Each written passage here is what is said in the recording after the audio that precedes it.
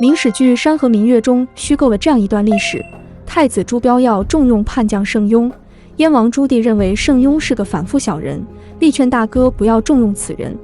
朱标认为弟弟太年轻，让朱棣抄写50遍魏武三诏令后再来讨论此事。后来朱标又将此事汇报给了朱元璋，朱元璋对太子充满赞许之意，这无疑是对魏武三诏令的认可。虽然故事是虚构的，但真实的历史中，从朱元璋开始的明朝皇帝们确实都是魏武三诏令的忠实拥趸。魏武三诏令到底是什么？为何能得到包括朱元璋、朱棣在内的一代雄主的认可？曹操如何通过三道诏令奠定他的霸主地位？魏武三诏令诞生于东汉末年，作者是魏武帝曹操，它是曹操颁布的三道诏书的合称。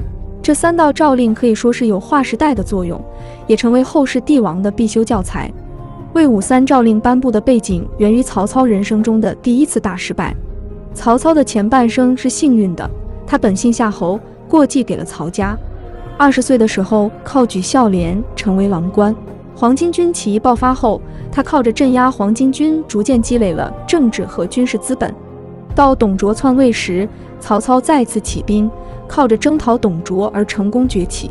建安元年，曹操迎回汉献帝，而后在官渡之战中击败袁绍，从此统一北方，进丞相，封为王，挟天子而令诸侯。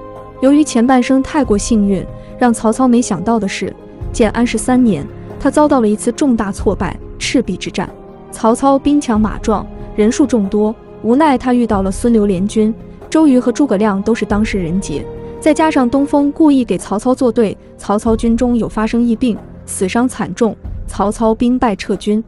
赤壁之战是曹操控制汉献帝后遭遇的最大挫折，这让他开始对自己进行了全方位的反思。曹操认为，天下枭雄之争，归根结底还是人才之争。然而，孙权、刘备都在招揽人才，如何才能得到人才？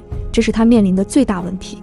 在这种背景下，建安15年，曹操颁布了第一道求贤令，也就是魏武三诏令中的第一条。在诏令中，曹操点出了人才对君主的重要性，同时也说明了人才不是你坐在家里等，他就会自动找上门的，人才需要主动去求。这里面曹操举了3个很有代表性的例子，这3个例子有递进的作用。第一，齐桓公之所以能称霸，是因为他得到了管仲这个人才，这是最理想的君臣模式。齐桓公有君王之量，管仲才德兼备。这个例子重在说明人才的主动性，即管仲是鲍叔牙推荐给齐桓公的。有人推荐人才，对君主来说相对轻松。第二，周文王渭水之滨遇姜尚，这个例子重在说明人才的偶然性。若周文王没有遇到姜尚，二者怎能携手成就霸业？第三，刘邦重用陈平的例子。刘邦麾下的重要谋士陈平未发达时，曾和嫂子有染，发达后又接受别人的贿赂。陈平很明显是一个有污点的人，但是他却帮了刘邦的大忙。这个例子重在突出人才和品性是2个概念。曹操的第一道求贤令意思非常明显，从前的君主招揽人才，要么坐享其成，要么偶遇，要么选择德才兼备的人。然而这样的人能有多少呢？曹操认为，在非常时期，用人要唯才是举，他的道德是次要的。自东汉开始，举孝廉的模式已经延续了100多年。考察人才，第一项就是要看这个人的道德上有没有问题。曹操本人也是靠孝廉身份发迹的。曹操的这道求贤令，冒天下之大不韪，提出唯才是举，不优先看道德，而先看才能，可以说有颠覆意义。这就是魏武三诏令的第一令，它仿佛是一声惊雷，开启了选取人才的新模式，拓宽了后世君主的用人范围，影响巨大。建安19年，马腾之子马超在西凉起兵，孙权进攻合肥，刘备攻打益州。曹操突然间发现，他本有雄心统一天下，事实上是想做到统一实在太难，就连自己已经得到的半壁江山也遭到了群狼环伺。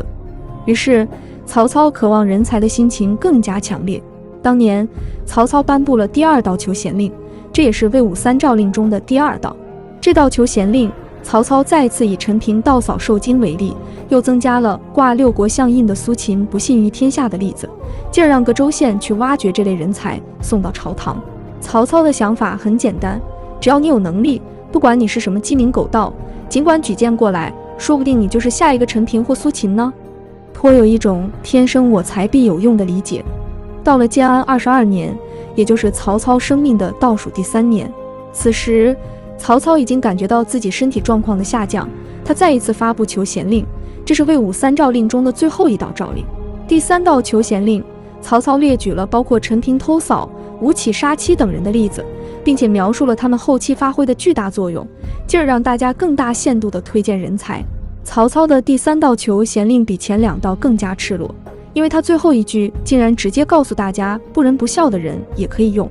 曹操的魏武3诏令产生在东汉末年，在当时人们围绕道德取士的大环境下，他提出的唯才是举，甚至不管对方是不是不仁不孝，这种选人的举措无疑是一种惊雷，甚至有些大逆不道，很难被一些人接受。但在曹操的力推下，曹魏很快吸引了众多人才。不过曹操的做法虽然收揽了大量人才，促使曹丕称帝，但这种人才除了曹操和曹丕，其他人根本驾驭不了。曹魏王朝最后似乎还是毁于那些光有才干、道德扭曲的人手里。当然，自东汉末年开始，王朝更迭，权臣篡位已经司空见惯，即使没有魏武3诏令，曹魏最后的结局可能也一样。我们虽然不能把曹魏的灭亡全部归咎于魏武3诏令，但不能忽略这种因素的影响。不仅仅是曹魏王朝，在魏晋之后，也有一些帝王采取不择手段的驭人之法，给王朝造成了巨大损失。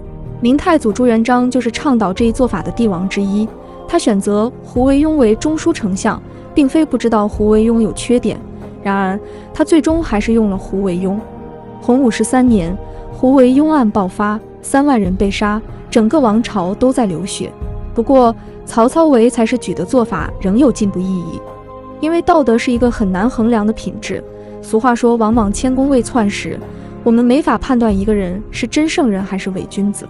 曹操提出的才远比德更容易衡量，是骡子是马，拉出来溜一溜就知道，而不是进行长达数十年的道德观察，不仅浪费时间成本，也容易被表象所蒙蔽。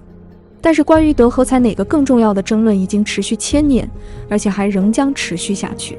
今天的我们已经习惯用高考取士，而高考的弊端也常被提及，但它仍不失现存最公平的制度之一。